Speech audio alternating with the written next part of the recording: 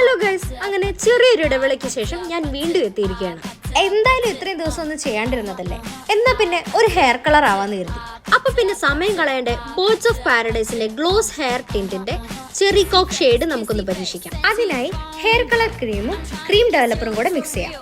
ഒരു 2 years ആയിട്ട് എൻ്റെ ഹെയറിൽ കളറിംഗ് എല്ലാം ഞാൻ തന്നെയാണ് കേട്ടോ ചെയ്യാറ്. പക്ഷേ ഇപ്പൊ കുറച്ചധികം കാലമായിട്ടോ നമ്മൾ ഹെയർ കളർ ചെയ്തിട്ട്, അതുകൊണ്ട് തന്നെ ഞാൻ ഭയങ്കര എക്സൈറ്റഡും ആണ്.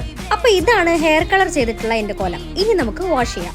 ആദ്യം തന്നെ ഷാമ്പു ഇട്ട് നല്ലപോലെ വാഷ് ചെയ്യാം. എന്റെ സ്കിന്നിലെ കളർ നിങ്ങൾ മൈൻഡ് ആക്കണ്ട കേട്ടോ, അത് വാസലിൻ തേച്ചതുകൊണ്ട് ഒരു കുളി കഴിയുമ്പോഴത്തേക്കും പൊക്കോളും. അടുത്തത് നമുക്ക് പാരഡൈസിന്റെ ക്ലാസിക് കണ്ടീഷണർ യൂസ് ചെയ്ത് കഴുകാം.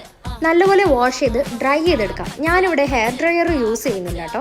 നാച്ചുറൽ ഹെയറിൽ ഉണക്കാൻ ഇഷ്ടം ഉണ്ടായിട്ടൊന്നുമല്ല, എന്റെ വീട്ടിൽ ഹെയർ ഡ്രയർ ഇല്ലാത്തതുകൊണ്ടാണ് ഗൈസ്. അപ്പോൾ ഈ ചെറി കോക്ക് ഹെയർ കളർ എങ്ങനെയുണ്ടെന്ന് നിങ്ങളുടെ അഭിപ്രായം പറയൂ ഗൈസ്. അപ്പൊ ശരി, tata bye bye, take care, love you all.